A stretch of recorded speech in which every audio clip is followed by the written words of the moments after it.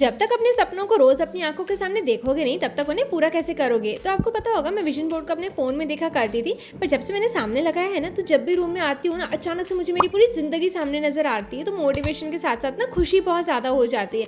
अब देखो बोलने वाले लोग तो बोलते रहते हैं मेरे घर में भी, पर हमें डिसाइड करना है कि हम किस तरह से दिखना चाहते हैं, हमारी हेल्थ कैसी होनी चाहिए है, क्योंकि हमारी जिंदगी है। तो चलो मैं आपको बताती हूँ विजन बोर्ड को मैंने कैसे बनाया था। तो मैं लेकर के आई थी येलो कलर का चार्ट पेपर, क्योंकि येलो कलर ना अबंडेंस को अट्रैक्ट करता है, ऐसे मैंने अमित कुमार के लाइव वाले सेशन में देखा था।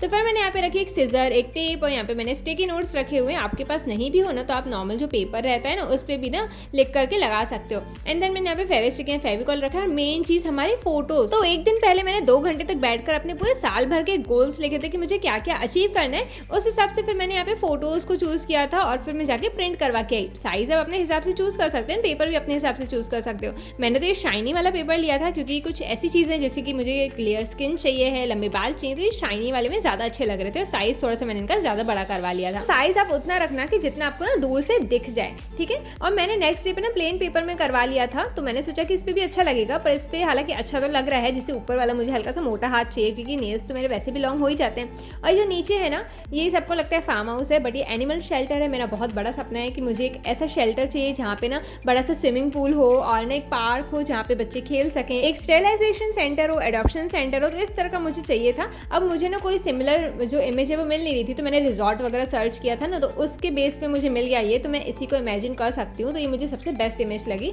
तो आपको फोटोज अपने हिसाब से निकलवाने हैं।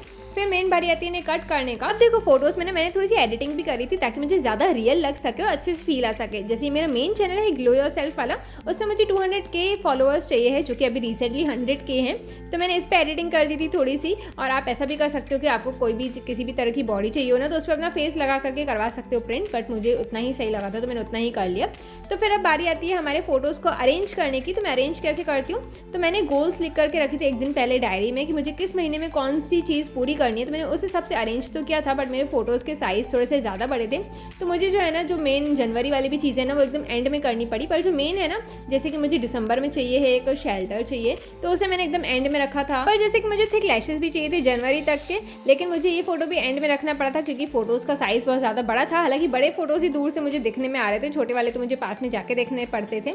पर ठीक है, आपको मीडियम साइज़ के फोटोज़ लेने हैं। अब अगर आप जानना चाहते हो कि मैंने गोल कैसे बनाया था 2 घंटे बैठ करके, तो आप कमेंट में बता सकते हो, मैं आपको बता दूंगी कि गोल मैंने कैसे बनाया था। तो फिर मैंने फोटोज़ को रख लिया था, बारी थी चिपकाने की। तो फोटोज़ चिपका करके अब उन पर डेट लिखने की बारी है। तो मैंने यहाँ पे 3 कलर्स यूज़ किए। ये नेट पर मैंने देखे थे कि इन कलर से मैनिफेस्टेशन फास्ट होता है, तो ग्रीन, रेड और ब्लैक। अब देखो डेट लिखना ज़रूरी है, वरना आप यूनिवर्स को बताओगे कैसे कि आपको किस तारीख को कौन सी चीज़ चाहिए है। तो डेट को आप थोड़ा सा इमोशनली कनेक्ट करना, जैसे कि किसी का बर्थडे हो या फिर आपका लकी नंबर हो, तो उस हिसाब से आप डेट यहाँ पे लिख सकते हो, ठीक है। अब आपको जस्ट इसे सामने ही चिपकाना है, इतना ऊपर भी मत चिपका देना, आपको हल्का सा नीचे ही चिपकाना है ताकि आप उसे सामने देख सको एंड फील कर सको, टच कर सको, ठीक है। तो अब जो है ना मैं यहाँ पे पर्दा लगा रही हूँ। पर्दा इसलिए लगा रही हूँ क्योंकि यार रिलेटिव्स वगैरह आते हैं, अचानक से कोई आ जाए और मैं नहीं चाहती कि मेरे गोल्स देखने लगे, क्योंकि पर्दा तो मैं हटाने के लिए मना कर सकती हूँ, बट अगर सामने सामने गोल्स देखेंगे तो मुझे खुद ही अच्छा नहीं लगेगा। अब देखो पर्दा लगाना ना लगाना आपके ऊपर है। अब देखो जब भी विजन बोर्ड को देखो ना तो सुबह और शाम तो ध्यान से रखना कि सामने जाओ और उसे टच कर सको, ठीक है।